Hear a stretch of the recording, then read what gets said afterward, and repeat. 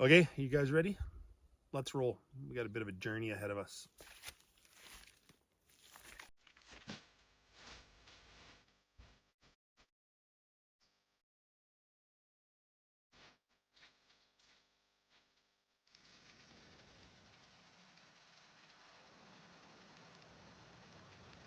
What a nice morning view.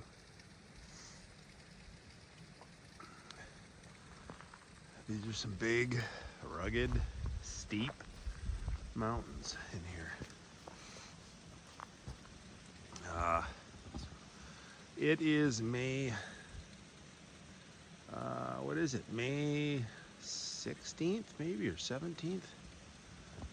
I don't even really know, to be totally honest with you. I kind of lost track of the days.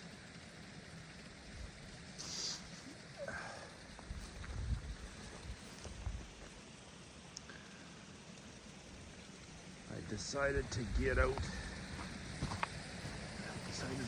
For a hike.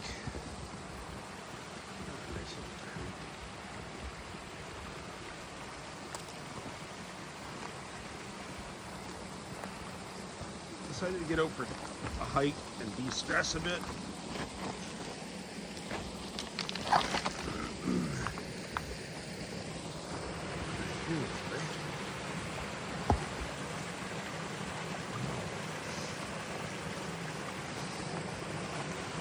Let's take a break here.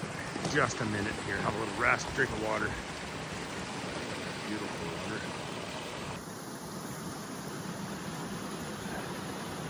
So I hope everybody is doing good. I hope everybody's healthy and safe, and maybe you're out doing what you love to do. I hope you're out doing what you love to do, because that, I believe, is what we're put on this planet to do. Is to get out and do what we want. We weren't put here to work and die, but a lot of people, that's what they do.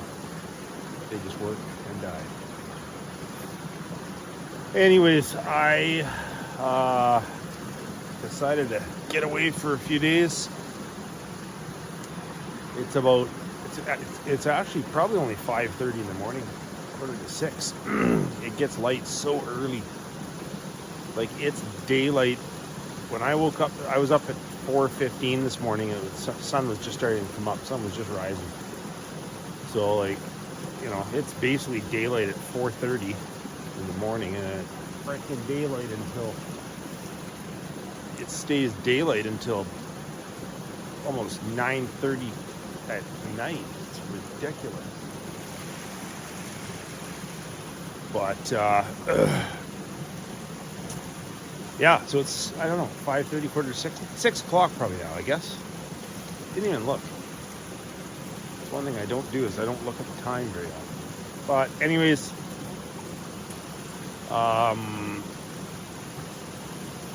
yeah, I decided to get away for a couple of days. I just, I ain't gonna rant.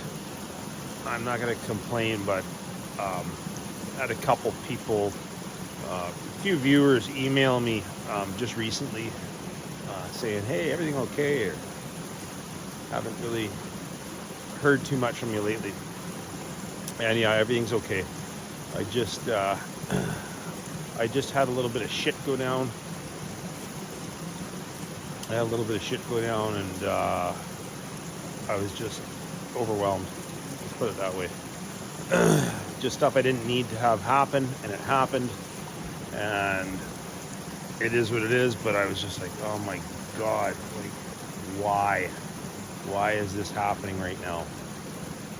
And, you know, it's, sometimes you just get kicked in the guts, and you bounce right back, and you go, okay, whatever.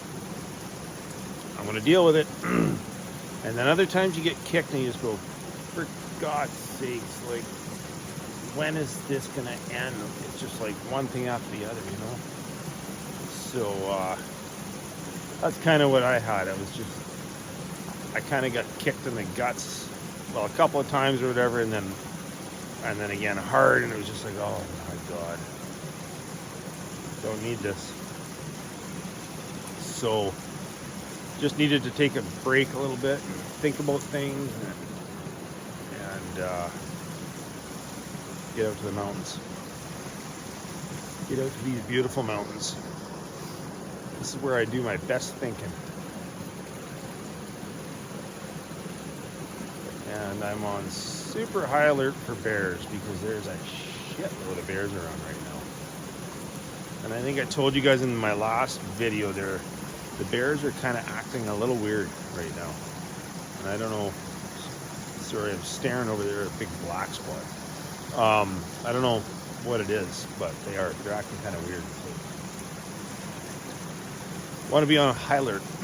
So, hey, one thing, Christopher Osborne Exploration, congratulations, man. I got Christopher's 2 coffee mugs and cutting board shipped off to him. He was super stoked. It was his birthday. I don't know if people saw the comments or whatnot, but it was his birthday the day that he won the draw. Like, how fitting is that, right? That's greater powers to be at work. Anyways, he was super happy, and I was happy to send it to him. So congrats to him again, and like I say, wish everybody could have won something, but not rich, far from it.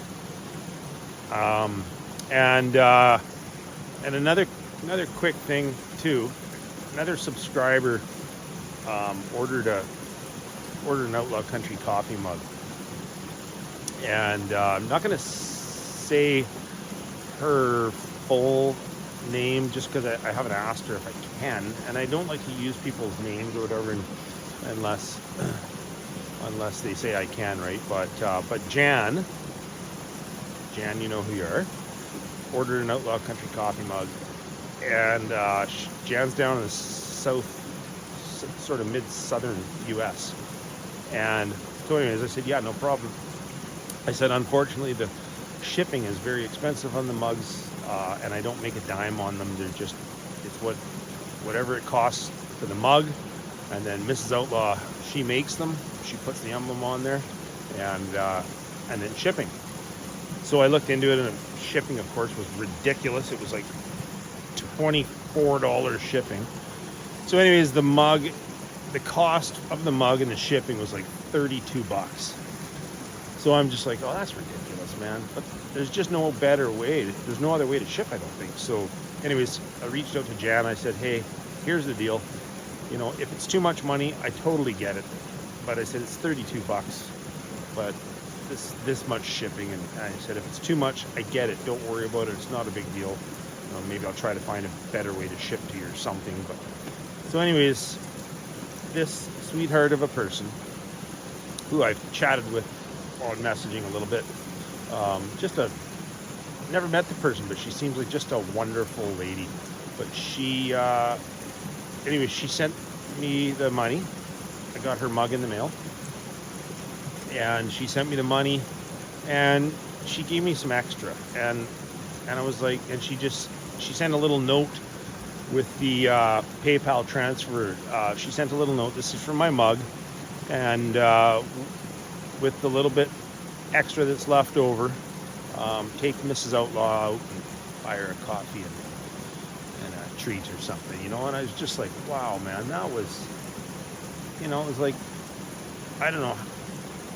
Well, I don't know. I just was like, that's pretty awesome. That's pretty cool. So thank you so much, Jan. Appreciate it.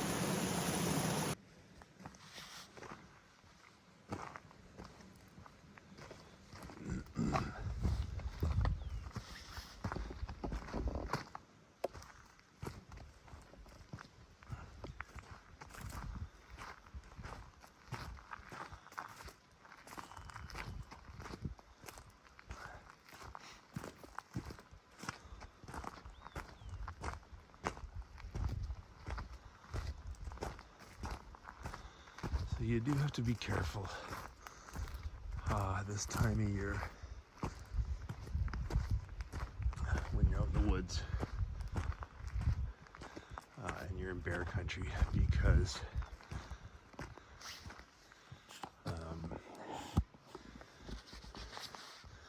The bears, yeah, they're hungry. They're feeding, they're feeding a lot of hours of the day right now to put back on all the weight they lost over the winter, hibernating.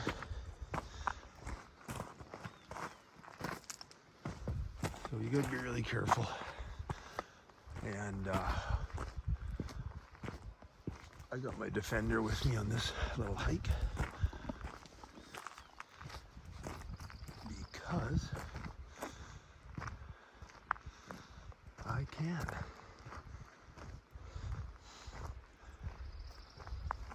I've had a lot of people reach out to me. Excuse me. A lot of people reach out to me from I'm assuming the States. And they're like, I can't believe you guys can't carry sidearms, like, especially when you're out in the bush and whatnot. And I hear you, man.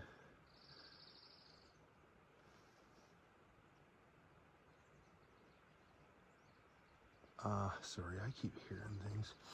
I hear you. I wish we could carry sidearms, but we can't.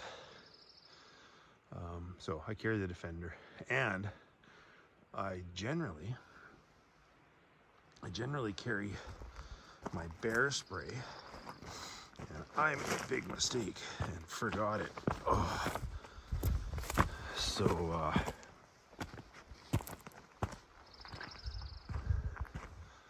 I made a big mistake and forgot the bear spray. This is beautiful up here.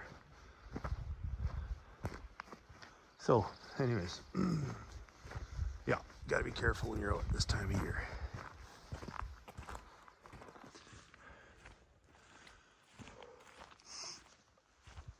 Geez, I'm out of shape.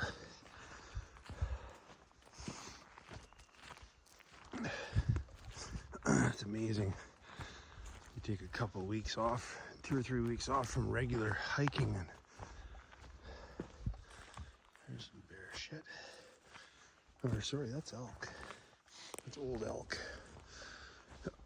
Take a few days off, or a few weeks off from regular hiking, and then you go back out and whew, hard work. The legs are burning.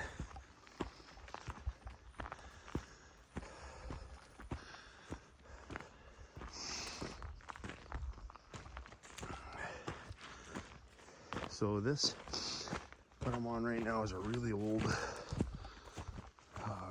road grade. It's been deactivated for probably more than 10 years now. So these old deactivated roads, if you're into hiking, they are a great way to get back into the backcountry.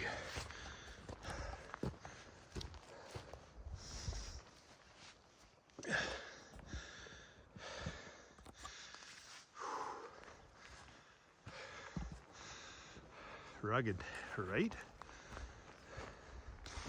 Rugged country.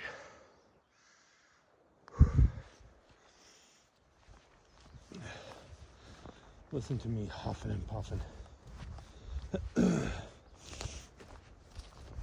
Well, I'll get back into shape. Takes a bit of time.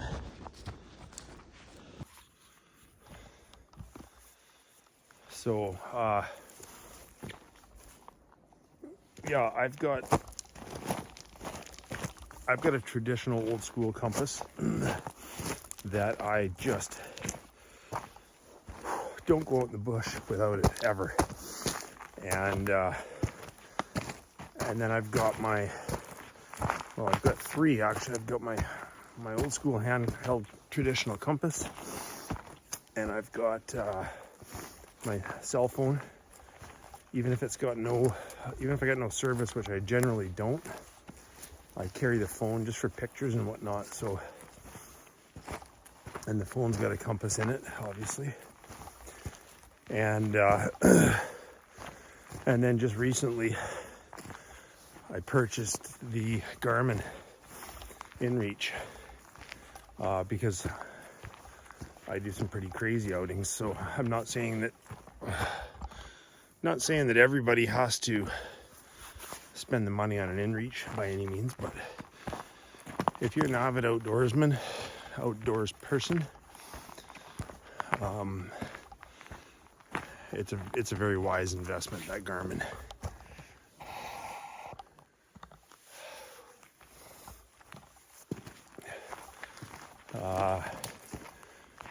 The Garmin's got compass map, and obviously you can get a hold of somebody if you really needed to. So the other thing too, so compass, my ferro rod, obviously you guys know I never leave without my ferro rod, and I always have 2 ferro rods in case you're to lose one. But remember, put it around your neck and you won't lose it, right?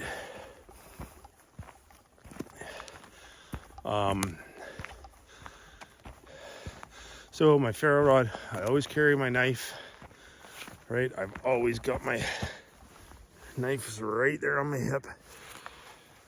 I always carry my knife, and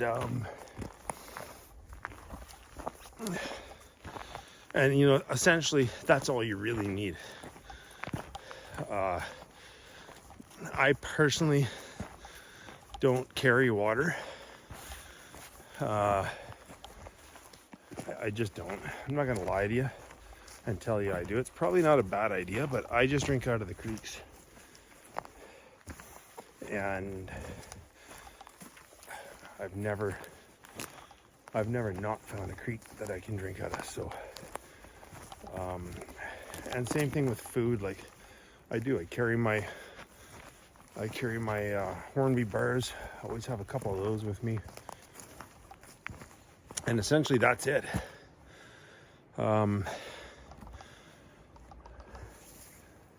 And probably the most important tool that you can carry with you is this right here. Okay, it's common sense, because so many people that get in trouble out in the woods, get lost. Generally, it's people getting lost, and then if people get lost, a lot of times those people that are lost end up getting hurt. And I know I've touched on that a little bit in past videos, but panic is what will kill you, right? You panic, maybe start running, whatever. Holy shit, look at this. Wow. Jesus, I don't want to meet that one. Yeah, so anyways, don't panic. If you're out and you end up getting turned around and you're lost, you gotta stay calm. You gotta stay calm. Keep your wits about you. Once you realize that you're lost, the best thing you can do is stop. Sit down, take 5 minutes, sit down and think. And generally, you'll if you relax, calm down, take your time, you'll be able to figure a way out of it. And if you don't, at least then you're going to be safe, right? So, big thing is just be calm. I'm really watching for this bear because that is a big bugger. It's really important to be aware of your resources, know what's around you the whole time, food-wise, water-wise, whatever, right? So I do that too.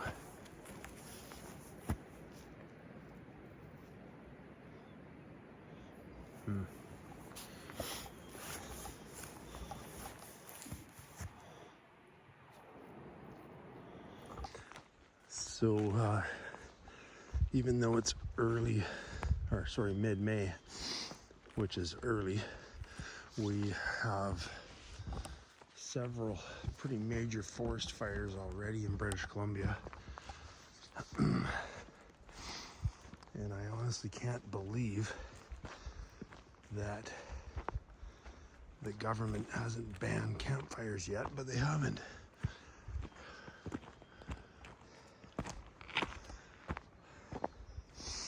But I would imagine it's coming soon, real soon.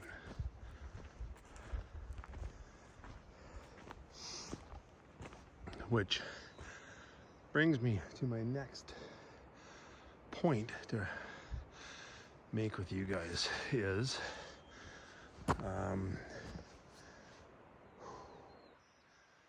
if you're out, you know, especially if you're in a situation where you're lost, and you know you need to light a fire or whatever. I mean, I highly recommend against it. You know, in the summertime, especially if it's dry and stuff, I highly recommend against a fire. There's ways to light a fire to make it as safe as possible. And one of those things certainly is find a creek bed or a beach of a lake, somewhere where there's lots of rock. A great place to light a fire, and keep the fire small. And the big thing is you know, make damn sure that it's out when you're done, when you leave. But again, if I was out in the summertime, I don't need a fire. I just won't light a fire. It's not worth it.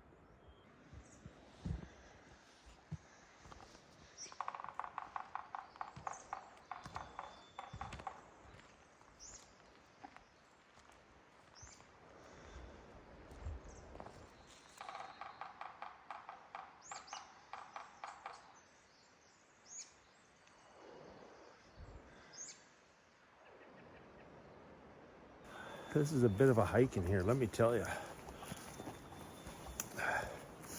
Especially when you're out of shape.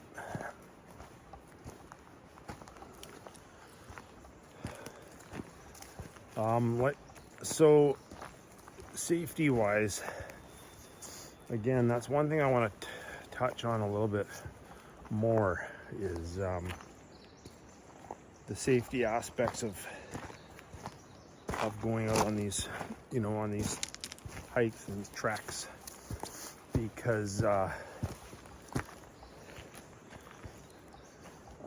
shit can go south real quick when you're out in the woods, and especially if you're alone. Okay, and I do a lot of stuff alone out in the bush, and I go as prepared as I can be. And I think if you do that, you'll live to see another day. I mean, of course, there's always the unforeseen can happen, but as long as you're prepared for as many scenarios as possible, you're probably going to be all right. And you know, part of that is just being in shape. You know, making sure that you're not overdoing it, making sure that you're not pushing yourself beyond your means. You know, because if you get injured out in the bush and you're alone, that's a bad deal, man.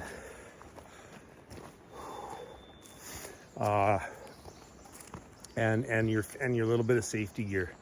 You know, there's certain things that I really feel that you should just not leave and not go in the bush without. Your compass, your knife, and a fire starting method. My fire starting method of choice is my ferro rod. I always carry my knife, and I always have my compass. Quite often, I have more than that. You know, like as you guys see, I got my pack, right? See my pack. I always carry this pack, and I always carry this pack, and it's got more stuff in it, right? It's got I didn't bring my saw on this hike because I'm not gonna need to cut any logs like that. I'm gonna take 5. Oh boy. I'm gonna take a little break. This is my little Defender. Right? It's a great gun. So it's got the fold out stock. It's 12 gauge, 3-inch Magnum. So it can handle all the slugs and everything, and that's my go-to safety weapon. If I'm not carrying my rifle, I'll carry that if I'm carrying anything at all. So yeah, I do take more gear with me in my pack, and you know, it's a good way to be. Don't overdo it. There's just shit you don't need, but there's things that you do need. For me, I don't pack water with me ever. Maybe it's not a very good idea. I don't know. I probably should start packing a little bit of water, but I'm just like, why pack water and a bottle and everything else when you can just stop at a creek and get a drink? And that's what I've done my entire life. So, you know, I probably won't start packing water. I'm too old to change now. A little bit of food, right? It's always good to have a little bit of grub with you. Like, you don't need much, man. Just, if I go out for an all-day hike, I'll pack a couple of those hornbeam bars with me. They're a really good meal replacement bar. They're not just a protein bar, they're a meal replacement bar. So there's a lot of calories in them, which is good. And then if I go out for longer than that, like if I'm going out for an overnighter, I'll pack like something to cook for dinner. But I go light. Like I go pretty chintzy.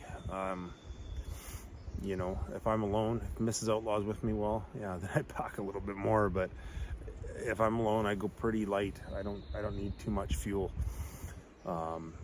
So, and then, you know, forage what you can too. There's always food out there to forage. But again, I just wanted to touch base on a little bit of the safety aspects of it. And you know, I've had people comment to me, email me and whatnot, saying about getting lost, and they're worried about being out and being lost, and how do you not get lost? And again, if you got a compass and you know how to read it, you can go pretty much anywhere and not get lost.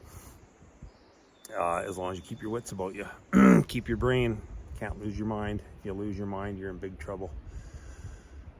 You get scared, right? And fear can, fear's a scary thing. Like, what a saying that is. Fear is a scary thing, but it is. Fear can overwhelm a person, right? And especially if you're lost, and I've been lost, and you just got to remain calm. That's all you have to do, is just remain calm, think about it, and you'll get yourself out of it. Starting to get my legs back under me here a little bit now. I kind of felt like a baby deer there. I went for a hike about a week ago when I did the giveaway. Went for a hike then, and my legs were just not working. Like my brain was going, okay, legs move, and man, I was clumsy. I felt like Bambi on ice. I felt like a baby deer. It was awful. But they're starting to feel a little bit better. It doesn't take that long, right, to get back into it. There's a lot of wolf shit on this road. There's a lot of elk. I haven't seen any real fresh elk sign, but I know the elk hang out in here, and I've seen lots of old elk sign, and thinking maybe the wolves were following the elk, because that's what they do. That's just what they do.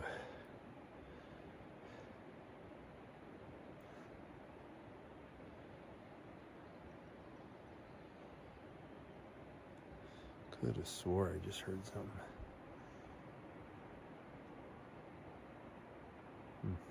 Maybe not.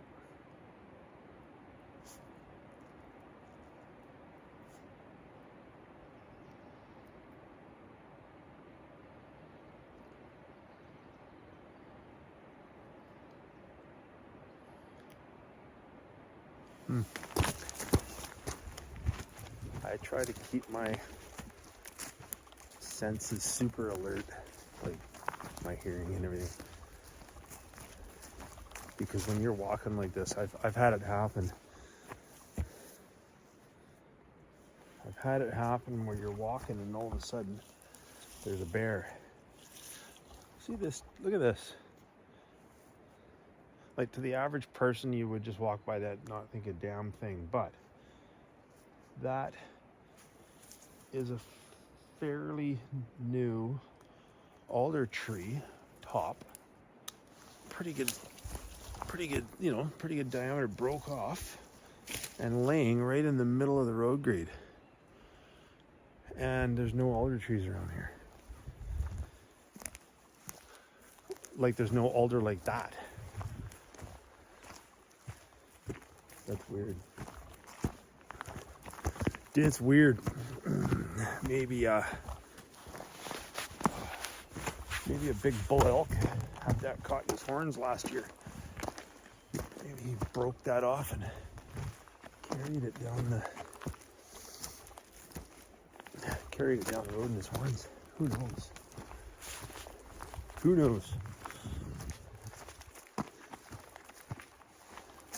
You just never know what you're gonna run into in Mother Nature. Anyways, yeah, I try to keep my ears open as best I can, because I don't want a bear sneaking up on you. And I've had that happen, and it ain't fun. This is a fairly shallow one, but these are the cross ditches they dig when they deactivate these roads. You can see this road has not been driven on for many, many years. And it's kind of rare that this one, usually over here, like usually on the island, well, anywhere that I frequent, when the roads are deactivated and put to bed, it doesn't take all that long and they're grown right in. And they look just like that.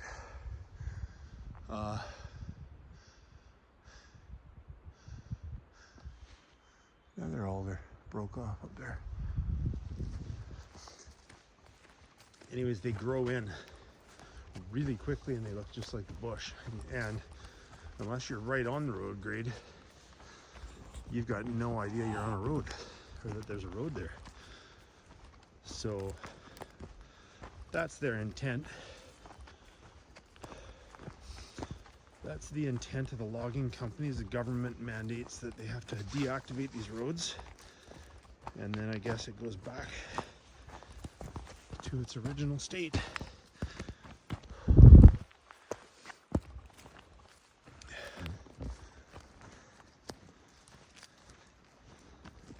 It's probably really warm in the sun. I'm still in the shade. I'm lucky. There's lots of shade here on this side of the valley. It's gonna warm up.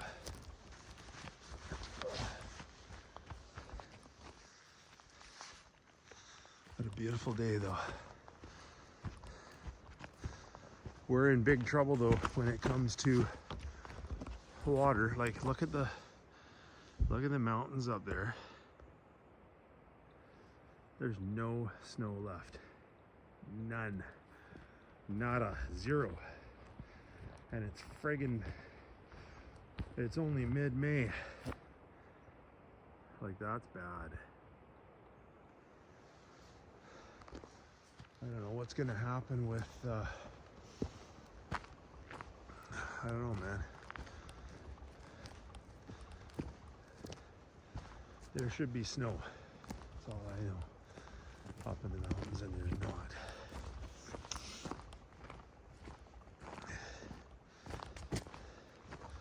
Very low snowpack, which is bad for the fires, bad for the lakes, the water levels, everything. It's just bad. Global warming. Global warming times 10. See how steep this is? frickin' straight up and down.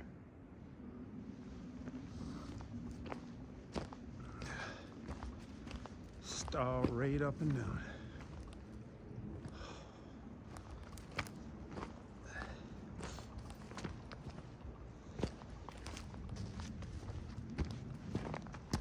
I think bushcraft skills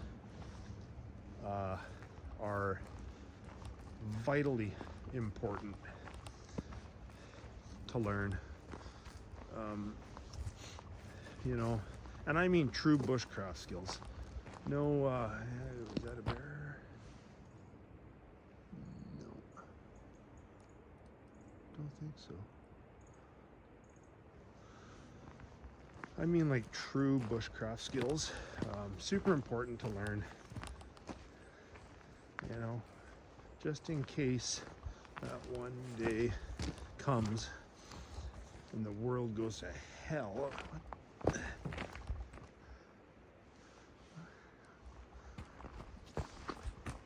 Look at that. Those are friggin' bones.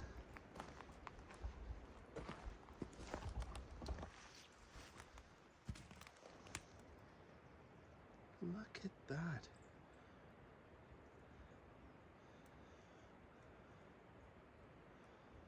That's been put there. Somebody friggin'. Huh. That is wild. Looks like maybe deer. I know it's a small animal. Holy shit, there's more. Look it up the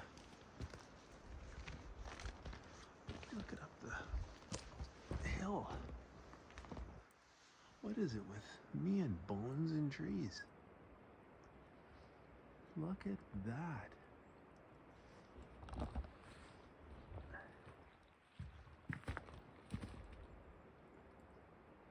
That is freaking bizarre.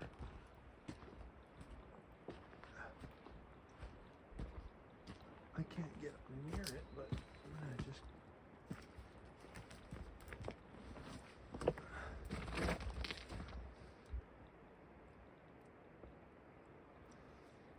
That's wild.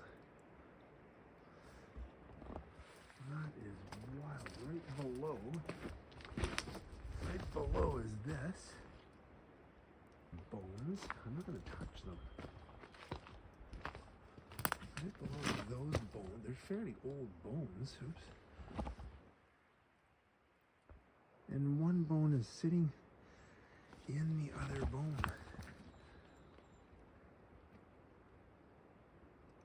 They're old because they're...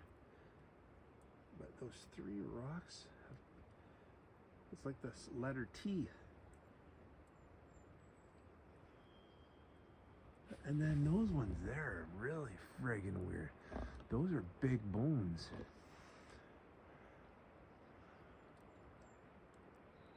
Those are big, like leg bones. Elk, maybe? I don't know, I don't know enough about bones. Hopefully it's not a friggin' person. Tim, letter T marking. I don't know if that is friggin' weird, man.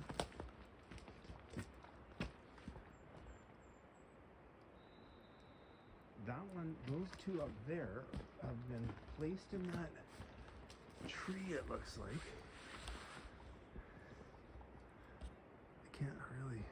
I can't get any closer to show you guys. But, huh. Something friggin' else, man. There, let's go like this. Let's go.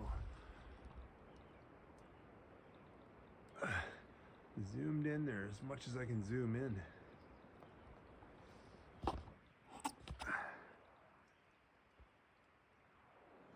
Like, that's a long ways up that rock face, like 15 feet up that rock face to the base of that tree. Bizarre. Well, if it's Tim or Tom's or Terry's grave or whatever. I'm going to leave it alone. I'm going to get the hell out of here. I'm going to carry on. But that is a pretty unique. Look at that. Right in the V of the tree, and then it's like an upside down T. The one bone is, I wish you could see it better, but zoomed in, reaching up.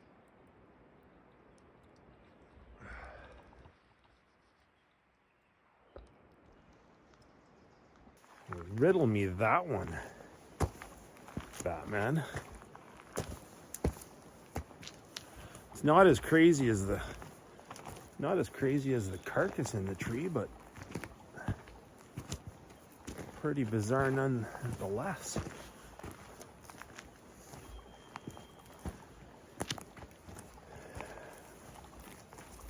They're big bones, like the two smaller bones were pretty small. They kind of looked like maybe like deer bones or something, but the two other bones sitting up in the tree there, they were big bones. They look like leg bones of, like, I'm guessing maybe an elk or a bear. I don't know. If anybody watching knows anything about bones, let me know. I want to hear from you. What kind of bones do you think those were?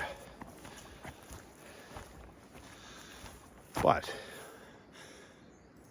don't tell me they're human bones, whatever you do. I don't want to hear that. Almost makes me wonder if I should, like, tell somebody. There's a First Nations village. First Nations village that I drove through to get in here. It's a long ways from here, but it would be the very first it'd be the first town. It's not much, it's not a town. There's like 40 houses or, anyways, there's a First Nations village, and maybe I should stop in there. I know a couple of people there. Maybe I should stop in there and just show them the video and just, I don't know, like, just mention it to somebody. Could it be could it be a ceremonial thing? I don't know. I do not know.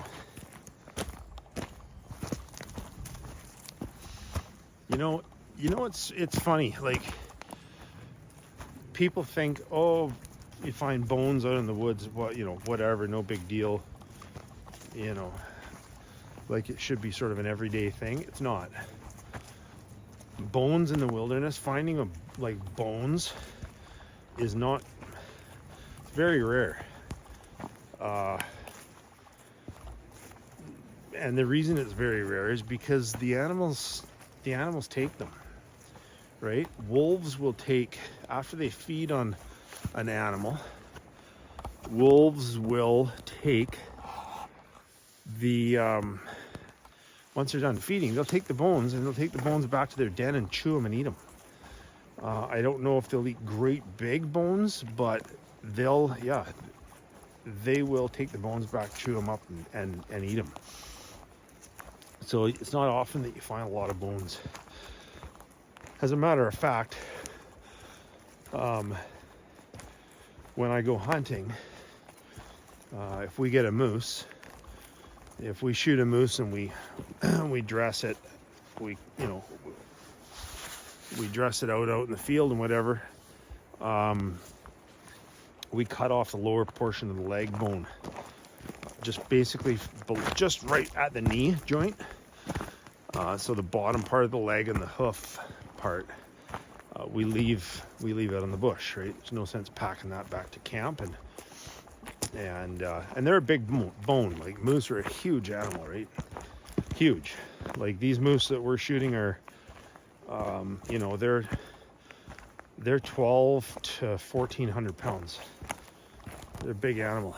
So